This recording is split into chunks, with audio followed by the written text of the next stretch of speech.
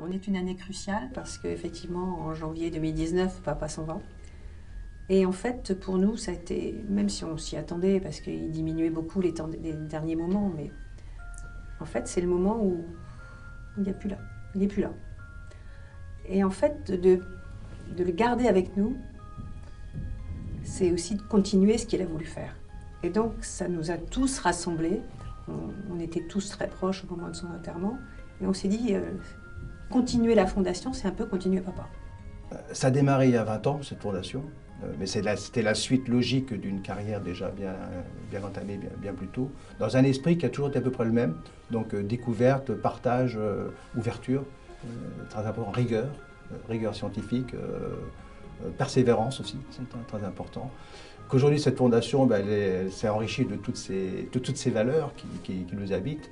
Et en fait, on est bien déterminé également à poursuivre l'action et même au-delà de nous, à mettre en place ce qui pourra la poursuivre encore au-delà de nous. Ce que j'ai trouvé fascinant dans ces réunions de la Fondation Cotterell, et c'est rarissime, pas uniquement en France, mais dans le monde, c'est que Yves Cotterell a pu regrouper des gens d'origine scientifique extrêmement différents qui peuvent ne jamais se rencontrer parce que je pars dans beaucoup de congrès internationaux, mais je ne rencontre quasiment jamais les généticiens.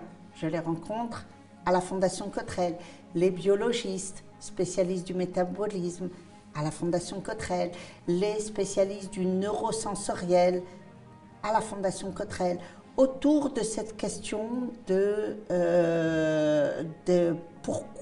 l'étiologie de la scoliose idiopathique.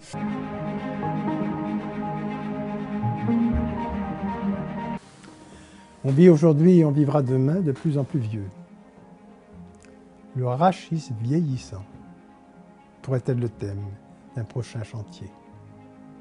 Il en restera encore beaucoup d'autres pour nos successeurs.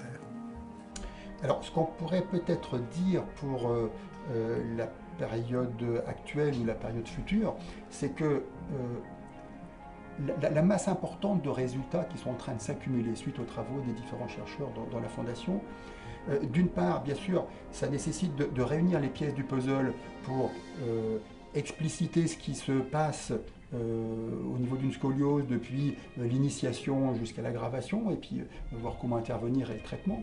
Mais ça entraîne aussi des résultats qui sont plus larges et qui pourront sans doute être utilisés au-delà de l'explication de la scoliose idiopathique dans d'autres circonstances où il y a des déformations de la colonne vertébrale et par exemple dans les scolioses dégénératives que l'on rencontre chez les personnes âgées et qui sont une maladie très différente en termes épidémiologiques ou en termes de type de personnes affectées, mais qui est également une torsion de la colonne vertébrale et qui est très fréquente.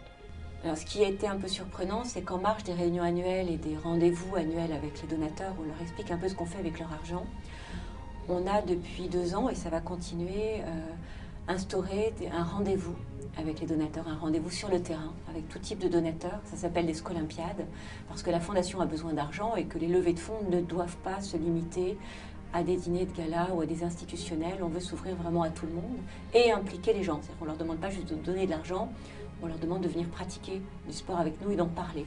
Donc les Scolympiades, ça répond à 2 besoins. Le premier, c'est de dire qu'il faut dépister le plus précocement possible les scolioses. Donc on montre au personnel infirmier des écoles ou aux parents, en quelques secondes, comment dépister une scoliose. Et puis on leur dit, scoliose ou pas scoliose, vos enfants peuvent faire du sport et tout type de sport, la preuve, et là on s'y met. Donc c'est sympa parce que finalement on se retrouve sur le terrain avec les gens, à avoir quelque chose de très familial, et je pense que ça c'est aussi l'avenir de la Fondation, c'est réussir à faire cohabiter des événements de levée de fonds un petit peu sélects pour avoir, ce que j'ai toujours dit, quand on lève des fonds, c'est un peu comme un matelas, il faut avoir la grosse trame du matelas qui tient bien les plumes, et puis il faut avoir toutes les petites plumes à l'intérieur. Et bien voilà, on va avoir des événements de levée de fonds qui vont assurer la trame du matelas, et puis des événements de levée de fonds qui vont nous ramener beaucoup de plumes, et il faut les deux. Et aussi merci à tous ceux de plus en plus nombreux qui, à quelque place que ce soit, vous apportent et nous apporteront leur aide et leur soutien généreux.